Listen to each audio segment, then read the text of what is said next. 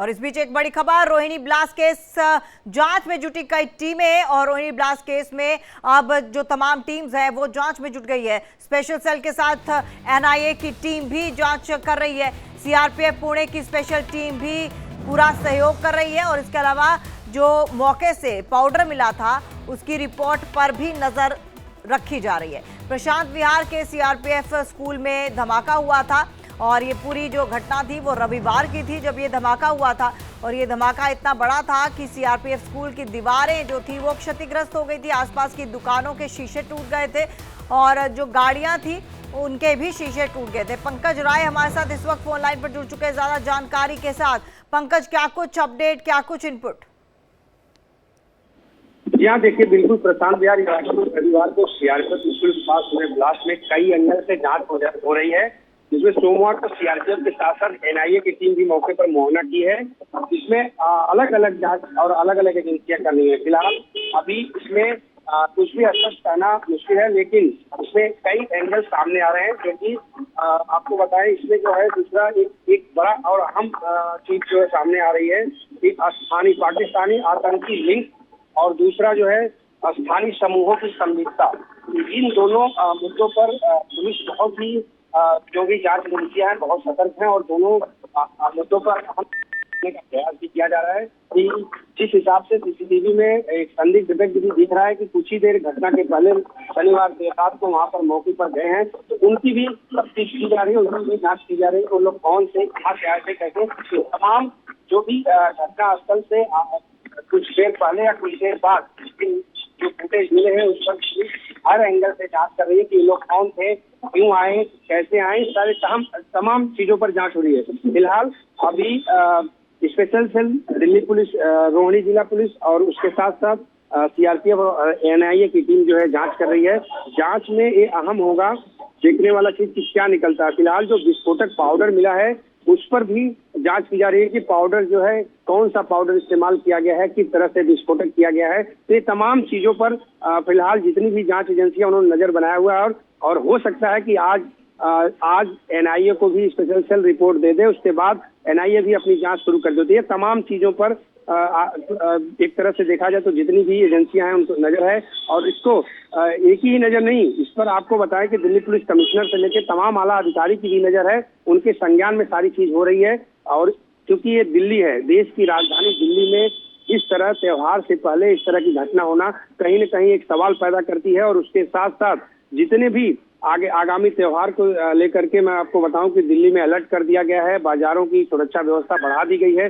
तमाम जगहों पर ऐसी जहां संदिग्ध इलाका या संदिग्ध एरिया लगता है उस पर भी सक्रिय कर दिया गया है। तमाम एजेंसियां जो है चौकन्ना है कि और इस तरह से जिस तरह से जांच रिपोर्ट आएगी वो अहम होगा। देखने वाली बात ये होगा कि रिपोर्ट किस स्तर पर आती है, क्या इसमें जिस हिसाब से पाकिस्तान के एक टेलीग्राम ग्रुप में जिस हिसाब से खालिस्तानियों ने मतलब भारत में हुए विस्फोट का समर्थन किया है, लोगों ने उस पर जयकारा लगाया है, उन्होंने खालिस्तान जिंदाबाद लिखा, तो ये एक बहुत बड़ी चीज है। क्या खालिस्तान का इसमें हाथ है, क्या इसमें किसी आतंकवादी संगठन का हाथ है, या जिस हिसाब से अलगाववादी वाली बात मामला सामने है, सीआरपीएफ कैंप को बाउंड्री के पास विस्फोटक का जिस हिसाब से केंद्र बनाया गया उस पर भी तमाम जांच एजेंसियों का नजर है। फिलहाल आने वाले समय में ही इसका खुलासा जल्द पुलिस करेगी और उसी हिसाब से कार्रवाई भी की जाएगी।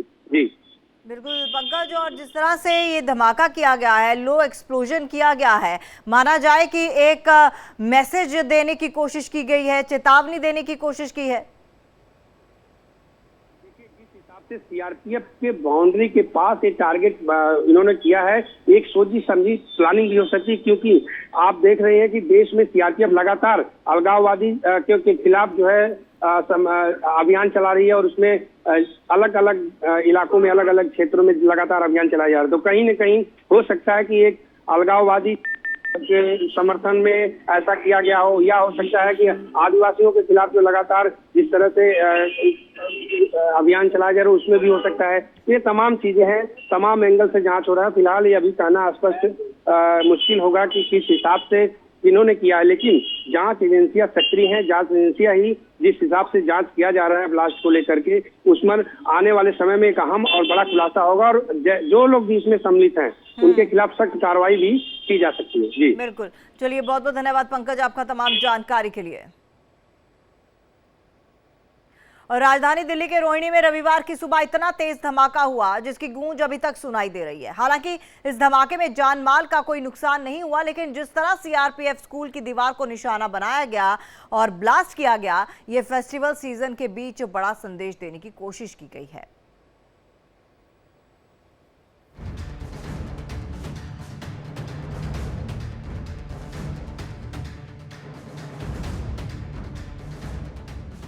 राजधानी दिल्ली रविवार की सुबह धमाके से दहल गई। ये धमाका रोहड़ी स्थित सीआरपीएफ स्कूल के पास किया गया।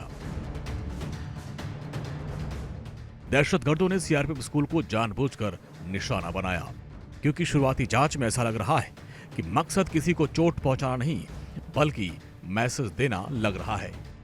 आतंकवादियों ने रविवार का दिन चुना क्योंकि रविवार के दिन छुट्टी होती है, और ये धमाका सुबह सुबह किया गया, जो इसी तरफ इशारा कर रहा है। हालांकि रोहड़ी ब्लास्ट मामले में जस्टिस लीग इंडिया चैनल की डिटेल में धमाके की जिम्मेदारी दी गई।